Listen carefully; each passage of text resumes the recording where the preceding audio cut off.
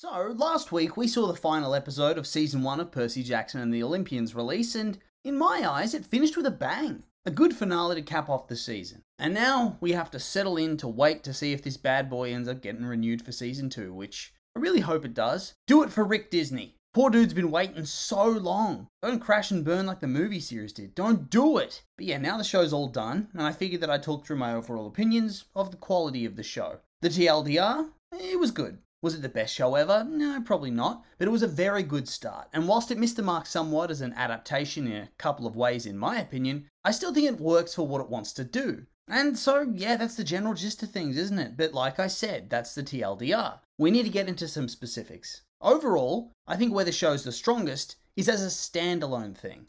If you come into it not knowing the story or the characters or really what's going on at all, and have only watched the trailers before this, I think it's a very good experience. Right from the get-go, the show's engaging, the CGI is decent, the characters are well-defined and interesting. You invest in them, they're likeable, they're fun, the plot's straightforward, it's easy to understand, and whilst at times it can get a little clunky, as they dedicate a lot of time in conversation to exposition, it does make sense because that exposition's necessary as there's a whole lot that needs to be explained to the audience. Stuff that you need to know in order for the show to make sense. Or at the very least for you to get the full experience out of interactions and sequences. Beyond that, the music was there, it didn't quite grip me like a lot of other series and films, particularly fantasy ones. There wasn't one track that really stood out as being, whoa. And the action was actually really good, I thought. I was expecting the fight sequences to be mostly trash, but they were all engaging in their own way. Even if perhaps Percy was a little too skilled with his sword too early on, but that's okay. Whatever. I can get it. He's a blessed child or whatever.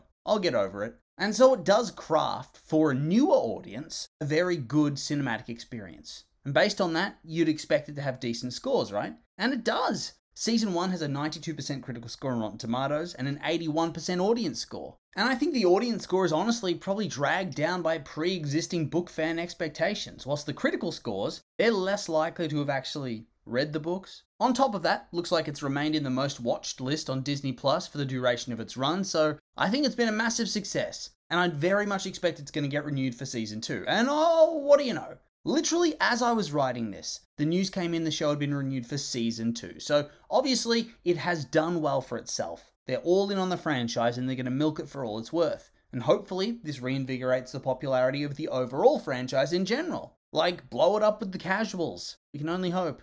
But enough about that, because now I think it's pretty clear from a casual perspective, the series has been an overwhelming success. But what about from a book fan perspective? As an adaptation, does it do the book series justice? And I've seen a lot of posts talking about gripes and whatnot, and I'll be honest, for the first time ever, I scrolled on past them. I ignored all of that for the duration of the show's run, and even now. I didn't want my opinions to be influenced whatsoever, which is rare for me, honestly. Usually I'm all about going through the post-show discussion stuff, but I guess I was just having a lot of fun with the show and I didn't want to run the risk of being, corrupted, so to speak. I didn't want to switch opinions, because honestly with me, that is a real risk.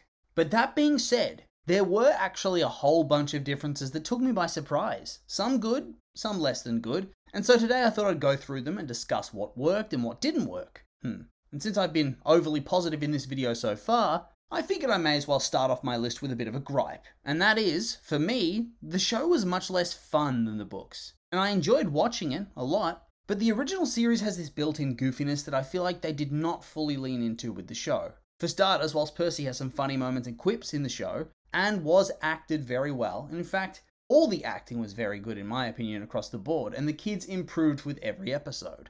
I think by the end of the day, by the end of the franchise really, they're going to be so good. But yeah, for me, the character, the writing, it lacked that next level. You reread the chapters when you're trying to compare notes and whatnot, and Percy can be ridiculous at times, and even in the most serious and dangerous of circumstances, he can make light of it. I think this Percy, though, he's a bit more serious. Like, yeah, the humor's still there, the cheekiness is still there, but it's more subdued. And maybe the level of cheekiness and sarcasm that I'm looking for in his characterization probably wouldn't have worked all that well when you bring it to life on screen, or at least in a live-action version, because it would work very well in an animated format. But perhaps it would have felt silly or over the top here. Yeah, I just felt like his character was missing out on some of that levity. He didn't feel quite complete, didn't feel quite Percy just yet. Like, it still felt like Percy, but like he was missing that extra 10%. If that makes any sense at all. But that being said, there were changes to a lot of the other characters that I think worked very well or were for the best. The first, I think, was showing off the gods, spotlighting them more, and making them all feel distinct from one another. Ares was probably the highlight for me. Dude felt like a legitimate man-child troll. I loved it, but in the form of a huge dude. And I gotta say, yeah, I get it. These wrestler dudes turned actors, they're probably all immense and humongous. But dudes like The Rock, John Cena, Dave Bautista, you can tell they're huge. But this guy looked skinny compared to that standard. But then in the behind the scenes stuff on Disney Plus with Walker, my god. It was like Walker was standing next to a literal god. The size of this man. What an absolute unit, I tell ya. But yeah, Ares was great. This dude was great. Once again, I love that they honed in on those man-child aspects. It worked. Didn't really see much of Hephaestus, but seems like they're making him more sympathetic. The kind of character who only goes along with things to avoid being cast out of the group, again. But I hope they bring in some of his more fun aspects too, like the TV channel he runs. Athena we never see, but they made her suck. Made her more vindictive, cruel, abandons her daughter to die for an insult about how she punishes people too harshly. But I honestly liked this. It gives Annabeth some more story to contend with in the future. And it also gives a bit of an explanation as to why she'd even want to reconnect with her dad, because initially, she was talking about how human side sucks, but along the way she figures out that, whoa, my mum, she sucks, at least he didn't want me dead. Moving on, we get to Zeus. He had so much gravitas. Way more than in the book. In the book he felt like, well, honestly, he felt like a man-child. But here, he seems scary. Like the dude who could take on Kronos and win. Somebody with the right mix of strength, courage, and cruelty to stay on top of the mountain for thousands of years without being overthrown. A true king of the gods. Oh man, it is going to be hard to replace Lance. Moving on, I liked Hermes too. I know people can be mixed on Lin-Manuel Miranda, but I thought he brought it to the role. And I think he added something really interesting that wasn't in the book. This is a guy who's a sad reflection of Poseidon. A sad reflection of what life could have been like for Percy if he'd actually been involved in his life. That somber reminder that even if a god tries to be a proper parent, it can all fall flat and go to shit anyway. And I think it made a nice contrast and adds a bit of a looming threat sort of vibe. I just thought he really completed that casino sequence. I just wish we could have gotten more of the casino.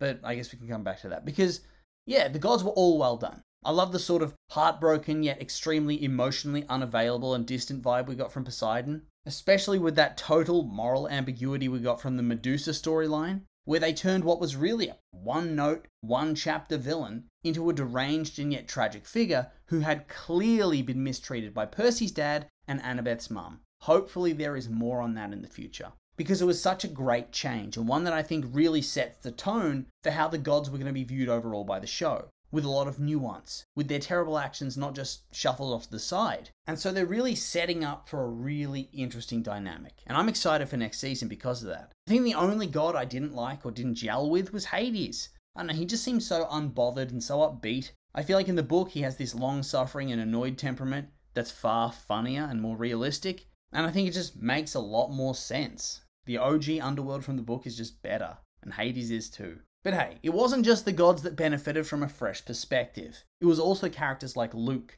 a character in the book who was pretty much a one-note villain from the reveal until the end of the series. But here, they play up his bond with Percy. They play up how he's kind of justified in a way. That he's doing all of this, that he's joined up with Kronos, from a misguided sense of looking out for the demigods. Demigods that he views as the gods' tools, the gods' playthings, and he wants to stop this. He wants to break free of that cycle. And from what we see of how the gods interact with demigods, and even their own children, we see that he's kind of right. I mean, Athena literally lets Annabeth almost die. What kind of mother is that? And so it makes him and his cause more sympathetic, even if you know that Kronos would be worse. He doesn't. So hopefully they keep up that energy. They don't make him a crazy person that just wants to kill Percy at all costs. Because it makes the conflict much sadder and more intriguing if he's doing all of this for the greater good and he doesn't actually want to hurt these friends of his, people that he views as family. On top of that, I think the show pretty successfully managed to streamline the story.